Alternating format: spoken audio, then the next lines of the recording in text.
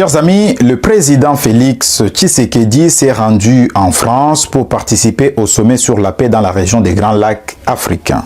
Une belle initiative, n'est-ce pas?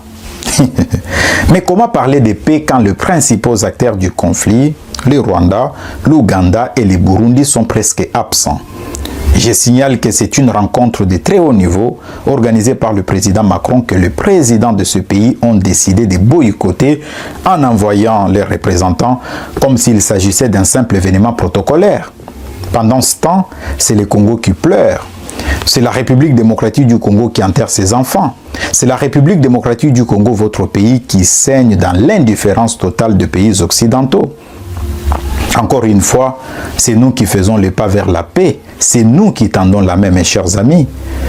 Beaucoup de Congolais ne comprennent plus cette attitude. Ils se demandent pourquoi notre président Félix-Antoine Tshisekedi Tshilombo continue à croire aux promesses de ceux qui nous ont toujours regardés comme on regarde une maison qui brûle de loin. Ceux qui condamnent en silence pendant que nos compatriotes continuent de mourir. Mais, mes chers amis, nous devons comprendre une réalité. Le président Félix Tshisekedi a vécu longtemps en Belgique. Son ouverture vers l'Occident vient de là. C'est à la fois sa force, à la fois sa faiblesse. Sa force parce qu'il connaît leurs codes, il connaît leurs institutions, il connaît leur langage diplomatique, il peut parler d'égal à égal avec eux. Mais aussi sa faiblesse, mes chers amis, parce que le président Félix Tshisekedi a parfois du mal à voir que le monde a changé, que l'Europe et l'Occident ne sont plus les centres du monde, que la République démocratique du Congo, notre pays, doit se libérer de cette dépendance psychologique, mentale et stratégique. Vous savez, aujourd'hui, la vraie puissance, c'est l'indépendance. C'est l'indépendance, c'est la capacité de dire non quand c'est nécessaire, de diversifier ses partenaires, de travailler avec ceux qui nous respectent, que ce soit la Chine, la Russie, la Turquie ou d'autres pays qui comprennent la valeur réelle de la République démocratique du Congo. Pas des pays qui considèrent notre pays comme un simple réservoir de matières premières. La paix ne se construit pas dans les salons de Paris. La paix pour la République démocratique du Congo, c'est dans nos montagnes, c'est dans nos villages, dans nos forces armées, dans notre unité nationale, mes chers amis. Vous savez, mes très chers compatriotes, nous devons avoir une vision stratégique de notre pays. Lors de son séjour médical à Bruxelles, le président Félix Tshisekedi avait souligné l'importance d'avoir comme diplomate des patriotes qui comprennent les nouvelles réalités de la Belgique. Imaginons que le président Félix Tshisekedi transpose cette vision dans son entourage personnel. Parmi ses conseillers, on retrouve des gens formés par les Occidentaux, formés par les Russes, formés par les Chinois, formés par les Turcs. Cela allait permettre à notre pays de voir le monde autrement.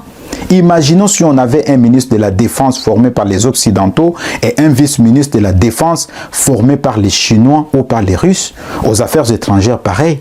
Imaginons un seul instant, mes chers compatriotes.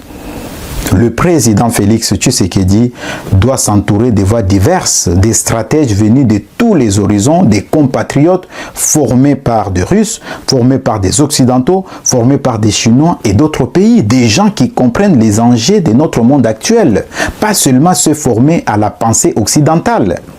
Parce que la République démocratique du Congo ne doit plus subir, il doit choisir. Le monde nous observe. Certains nous sous-estiment, mes chers compatriotes, mais ils oublient que la République démocratique du Congo est un géant en sommeil. Ces géants ne doit plus tendre la main pour commander des promesses.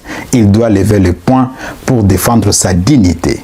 Le président Félix Tshisekedi devrait comprendre que le peuple congolais le suit.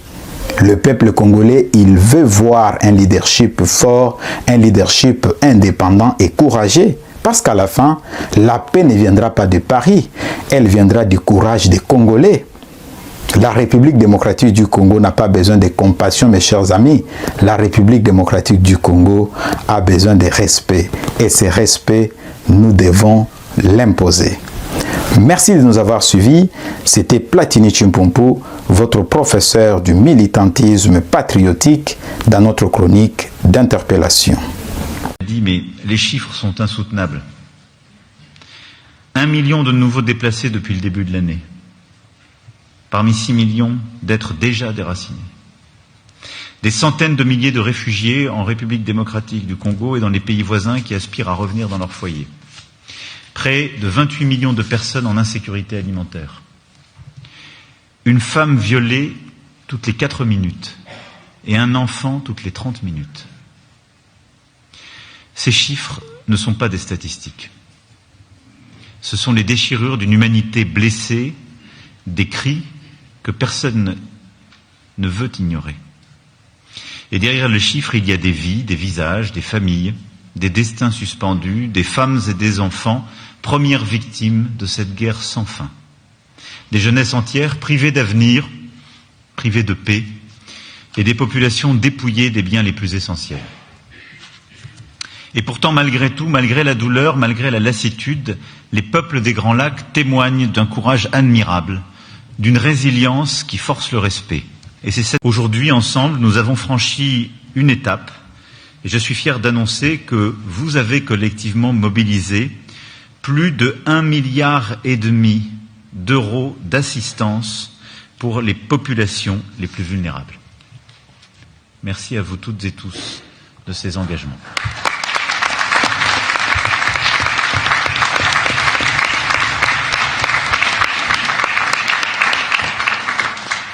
Ce seront des médicaments, de l'alimentation, mais aussi, et le président y tient beaucoup, à juste titre, des capacités redonnées aux populations de rebâtir leur quotidien, de retrouver leur autonomie alimentaire et économique, de pouvoir retrouver une activité qui stabilise ce qui est le cœur même du travail des humanitaires. Enfin, nous avons voulu des garanties concrètes sur l'accès humanitaire, la protection des travailleurs, la libre circulation de l'aide, l'absence de taxation de leur activité. Des voies, des moyens, des résultats, voilà les 3 piliers de notre engagement.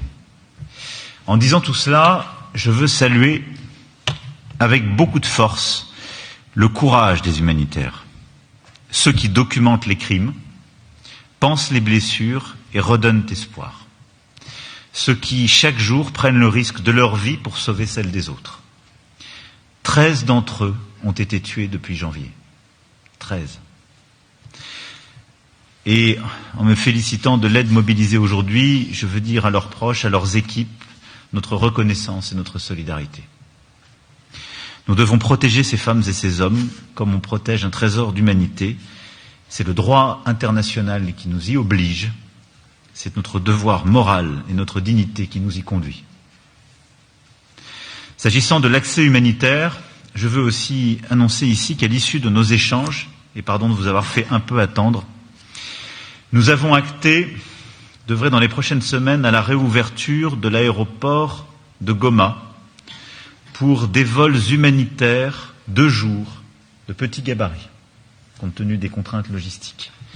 Ces accès sont indispensables, ils seront faits dans le respect de la souveraineté congolaise, afin que les premiers vols humanitaires puissent reprendre sans délai, et ils seront également complétés par des corridors humanitaires et des accès humanitaires, par exemple aussi ceux venant depuis le Burundi.